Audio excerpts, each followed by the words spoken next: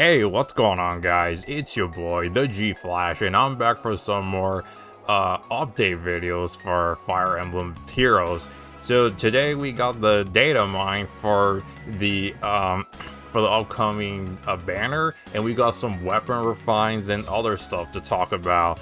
Now, I actually recorded a session with like two of my guests already, but unfortunately, I don't know what I did to my microphone's filters in OBS, but a filter basically just dragged my microphone volume down so low that I could barely hear myself when I played the playback and recording. So I ended up having just to record this again though, but this time it's just myself though. So I'm gonna just be covering everything by myself this time. And surprisingly, we got everything else revealed to us already, so I'll be able to cover everything.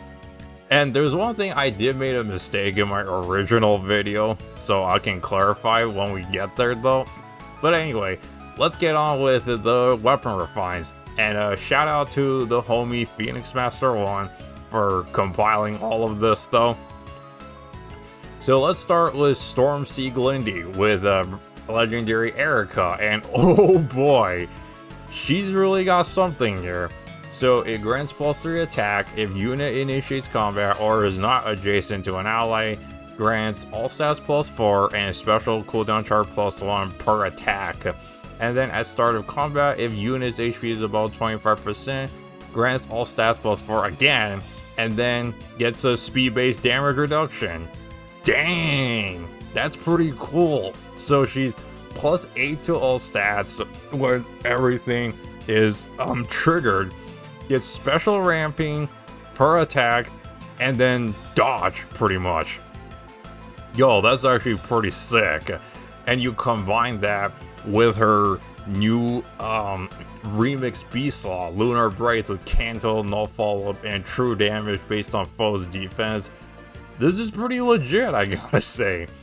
So, I haven't refined her yet, but I'm definitely going to next. Oh, and I'm gonna have a lot of fun using her, for sure. So, amazing refine for legendary Erica. Now let's move on to Brave Lucina. Not Brave Lucina, legendary Lucina. And damn, this one's really unique. So it grants +3 speed if a movement assist skill is used by a unit or target unit, grants the following status to unit and target ally or unit and targeting ally for 1 turn. If unit initiates combat, unit makes a guaranteed follow-up attack. Wow, okay. So you get the straight up desperation effect. That's pretty nuts. And then if unit initiates combat or within 2 spaces of an ally, grants all stats +4. And if unit is within 3 spaces of an ally, inflicts penalty on foe's attack speed defense during combat equal to 4 plus any current penalty on each of those stats. Example, if a foe has -7 penalty to attack, inflicts -11 attack. Damn, that's a lot of in-combat debuff. So if you can trigger everything, then with her new Future Vision 2 with the snag effect, then yeah, she's inflicting -11 attack and defense during combat. So that's pretty sick, I gotta say. So yeah, Lucina's way more flexible and viable now, and I already refined her and I'm having a lot of fun, for sure. So absolutely fantastic remix and refine for Lucina. Alright, next up we got Canas, or Canis, I don't know. But, and this guy's got a pretty unique one as well that makes him stand out. I know a lot of people are worried they were gonna probably butcher him, but hey, he didn't. He got something good. So if units within 3 spaces of an ally deals damage equals 20% or greater of unit's res or the foe's res, and grants attack res +5 to unit during combat. At start of turns 1 through 3, grants special cooldown -1 to unit. And at start of combat, if foe's HP is above 75%, grants attack res +5 to unit during combat. Ooh, okay. So he deals true damage based on 20% of his res or the foe's res. And if you activate everything in his weapon, he gains +10 attack and res, so he can deal more true damage. And then of course if you invest into his res, then he can stack up a lot of res and then he can do a lot of true damage. So yeah, Kenaz is actually very unique now. And the special ramping is pretty good. You can have like a Glacies or something, and you can just charge it off from turns 1 through 3. So yeah, really good though. And I've seen the animation. It looks like some Lunatone. I mean, some people say, why didn't he got named to Lunatone? But hey, Ancient Codex with the Luna effect is good. So very happy for Kenaz. He's no longer one of the worst units ever now. Alright, next up we got Silas. So he's got Sworn Lance. So he's got the armor effectiveness at start of combat. If he's above 25%, attack defense +5. If he's within 3 spaces of a support partner, or if support partner's HP is below 80%, he gets attack and defense +7, and foe cannot make a follow-up. So pretty much you need to be you gotta have like a support partner, which makes sense because in FEH, this guy had like a skill that skills do something based off of his, I don't know, support partner or something. I'm not too sure. I never played FEH though. So maybe they're trying to mimic that into this though. It's a solid refine. I wouldn't say I would, go crazy for it, but it definitely gives him his niche and focus on his 2 strongest stats, which is attack and defense. So it's still something that he can, make use of. Alright, next up we got Draconic Rage, which is the Drift Corins. And wow, they've got a pretty big makeover. So if unit initiates combat or is within 2 space of an ally, all stats +4, and reduces damage from foes' first attack during combat by 40%. And then adaptive damage, and then they grant another +4 to all stats and special cooldown chart +1 per attack. Okay, so they're +8 to all stats, 40% damage reduction from foe's first attack, and then slaying effect, and finally special ramping. It's pretty good, I gotta say. So both these corners are really good now. I think the male ones, who's got no follow-up by default, he makes really good use of this though. So if one day I get enough divine dues, I can just slap that on my male Corin. Yeah, this is a good upgrade for the Adrift Corins though. And finally, we've got Spirit Breath for Halloween Murder, and my gosh, this one is, oh boy. So at start of combat, if unit's defense is greater than foe's defense, or foe's HP is above 75%, grants attack +5, and then inflicts attack -5, and then unit makes a follow-up attack. And if this is within 3 spaces of an ally, grants attack +5, inflicts another attack -5. And then if foe initiates combat, reduces damage from foe's follow-up attack by 70%. Oh, okay. Now, of course, they clarify it doesn't really, like for brave weapons, it only means like if for brave weapons, it can only the 3rd and 4th strikes are damaged, like 70% damage, and then for standard weapons, means the 2nd strike. So I'm glad they cleared it up right there, but this is really powerful because Mur is very slow and she's gonna get doubled. So this obviously prevents her from being doubled and, drain all her health. So yeah, absolutely fantastic. And I bet some Halloween Mur fans who invested her with, Dragon Wall, Distant Counter, and stuff like that are gonna be really happy. So yeah, maybe if I can refine her one day, I'm gonna make really good use of it. So that's all the refine. They're all really good. I guess Silas has just kind of a solid. I'm gonna say it's solid, but everybody else is is really good. I think they're all good, and they all have something new to play with. Alright, next up we've got the stats, and I do actually have their let me see. I do have their boons and banes also pulled up on my end.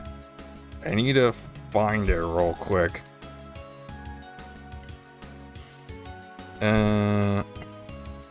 I know on Reddit they already on Reddit I do see they do have the super boons and banes already posted. Let's see here. Give me a second, guys. I'm scrolling as fast as I can, actually. Okay, found it. All right. So let's go to Joshua, the most wanted unit, of course. So he's got 41 HP, 39 attack, 43 speed, 29 defense, and 25 resistance. And he's got a BST of 177 with a super boon in his attack and res, and a super bane in HP, speed, and defense. Wow, really? They literally have to slap 3 super banes on this guy? But of course, you know, the most wanted unit, you of course gotta slap him with 3 super banes, huh? So then, but Joshua is very offensive, just like I imagine. And then, Naomi right here, she's got 39 HP, 39 attack, 42 speed, 21 defense, and 35 resistance. And she's is a 176 BST with a super boon in her attack and speed with a super bane in her HP. Okay, that's pretty standard stuff. The next up we got Ranek here. And then Ranek has got 39 HP, 37 attack, 42 speed, 34 defense, and 25 resistance. And Ranek has got attack and speed super boon, and then HP, defense, and rest super bane with a 177 BST. Okay, another fair enough one, I guess. And then Colm, or however you pronounce this guy's name, he's the D mode of the banner, and he's got 43 HP, 36 attack, 41 speed, 24 defense, and 32 resistance. And Colm has a BST of 176 with super boons in his speed and defense. Ooh, okay. So this guy could be a good merge project with that speed super boon. And finally, we got Grand Hero Battle unit, Riev. And I'm gonna get into him like really quick because he's a pretty damn unique unit though. So he's got super boons in his speed, defense, and resistance with a BST at 170.